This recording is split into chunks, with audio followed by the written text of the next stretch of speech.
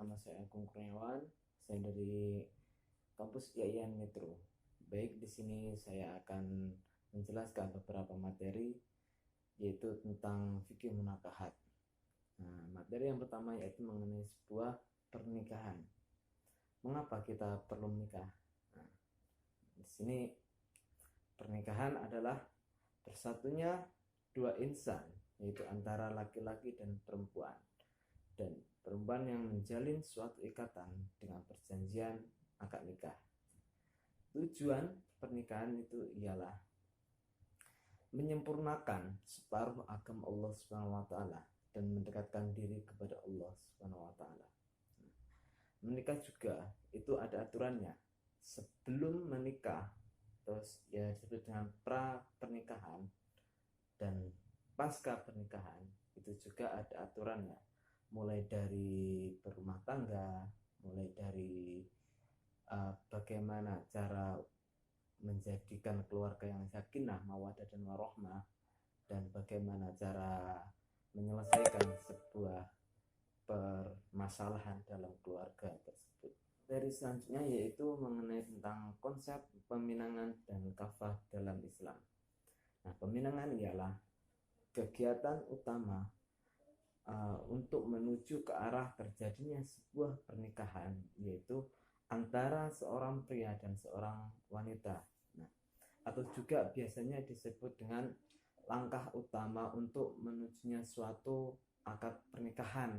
Nah, untuk ulama fikih mengartikannya yaitu dengan menyatakan menginginkan pihak laki-laki kepada pihak wanita tertentu untuk mengawininya, dan pihak wanita mengundang saudara-saudaranya untuk menghadiri sebuah akad nikah tersebut.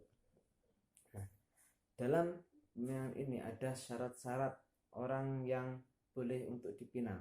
Nah, syarat yang pertama yaitu perempuan yang berada dalam ikatan perkawinan meskipun dalam kenyataannya terkait ditinggalkan oleh suaminya, baik ia telah digauli suaminya atau belum.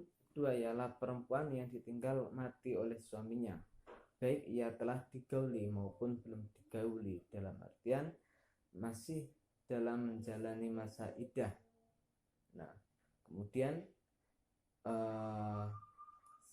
yang ketiga yaitu perempuan yang telah bercerai dari suaminya secara talak roji dan dalam masa iddah roji. Nah, selanjutnya yaitu yang keempat, perempuan yang telah bercerai dari suaminya dalam bentuk talak, yaitu perempuan yang telah bercerai dari suaminya dalam bentuk talak bain dan sedang menunggu masa iddah talak bain. Nah, yang terakhir yaitu perempuan yang belum kawin. Nah, materi selanjutnya yaitu mengenai tentang syarat-syarat dan rukun pernikahan.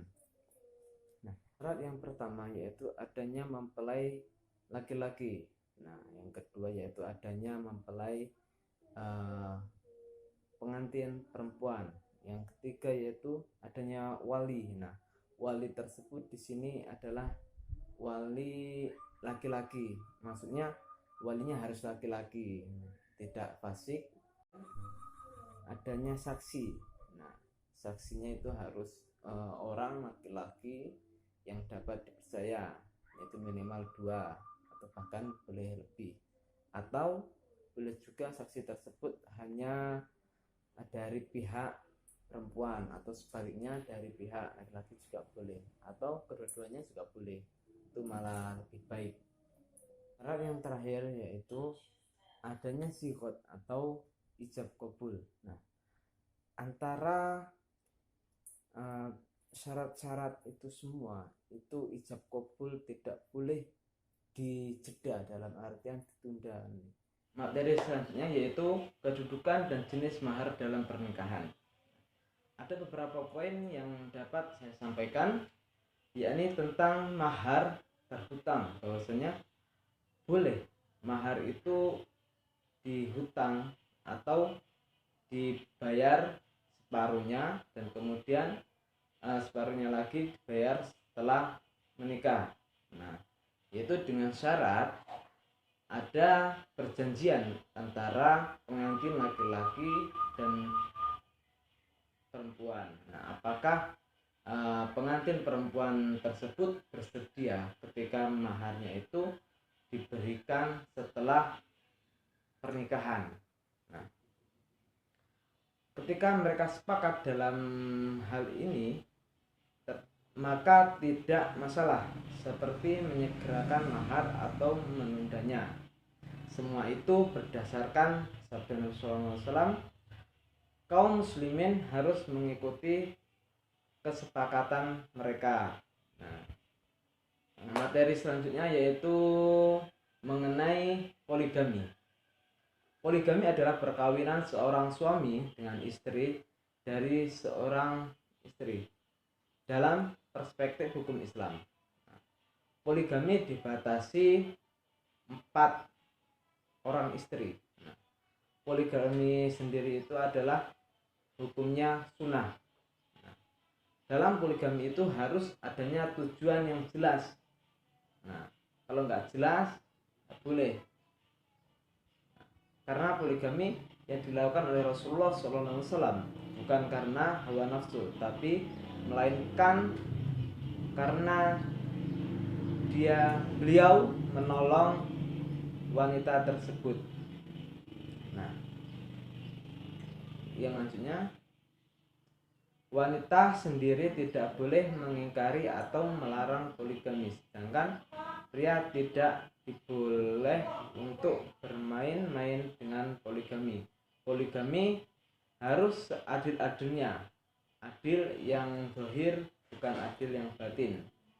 Jika laki-laki tidak mampu untuk adil, maka cukup satu saja, maka poligami tersebut hukumnya haram ketika seorang laki-laki itu tidak adil. Nah, mungkin hanya itu yang dapat saya sampaikan, kurang dan lebihnya saya mohon maaf. Saya akhiri, wallahu muwaffiq ila aqwamit thoriq. Wassalamualaikum warahmatullahi wabarakatuh.